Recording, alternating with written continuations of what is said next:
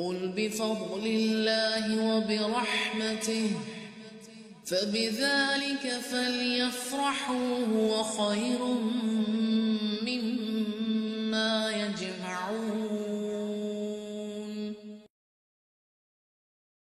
اور اِنَّا انذرناکم، ہم نے تمہیں ان قریب آنے والے عذاب سے ڈرا دیا اور چکنا کر دیا، جس دن انسان اپنے ہاتھوں کی کمائی کو دیکھ لے گا۔ اور وَيَقُولُ الْكَافِرُ يَا لَيْتَنِي كُنتُ تُرَابًا، جس دن انسان اپنے ہاتھوں کی کمائی کو دیکھے گا اور کافر کہے گا کہ کاش میں مٹی ہوتا۔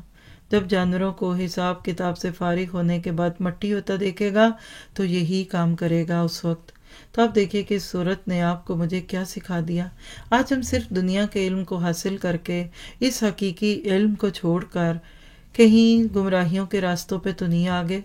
زندگی میں خوف اور ڈپریشن ایسے تمام لوگوں پہ جن کی زندگیاں اسلام کے نور سے خالی ہیں اور اطاعت کے نور سے خالی ہیں۔ موت کے وقت پریشانیاں ہیں اور جہنم کے وقت حسرتیں اور پچھتاوے ہوں گے۔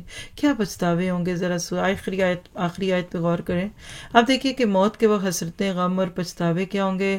کاش میں لوٹایا جاتا، مزید مہلت ملے، صدقہ اور نیک اعمال کروں۔ یاد کر لیجئے 28 پارے میں سے آخری آیت جو آیت تدبر بھی تھی ہماری۔ قبر میں حسرت اور غم پچھتاوے کیا ہوں گے کہ وہاں وحشت اور تنہائی ہوگی۔ زندگی ضائع کرنے پر پچھتاوا ہوگا، نیک اعمال نہ کر کے آنے پر حسرت اور عذاب ہوگی۔ پھر حشر کے میدان میں حسرتیں، غم اور پچھتاوے ہوں گے۔ کیا گھبراہٹ، وحشت، حشر کی سختیاں، لوگ اپنے پسینوں میں ڈوبے ہوئے ہوں گے۔ پھر آخر میں جہنم میں حسرت اور غم پچھتاوے کے ہیں کہ آگ میں جلتے وقت غم ہوگا، سٹریس ہوگا، روئیں گے، چیخیں گے، چلائیں گے، کبھی خاموشی سے آنسو بہانے لگیں گے، کبھی مالک جو جہنم کا دروغ ہے اس سے جا کر التجائیں کرنے لگیں گے کہ رب سے کہو یہاں سے نکال دے، کبھی پریشانی میں عذاب میں ایک دن کی کمی کی درخواستیں کریں گے۔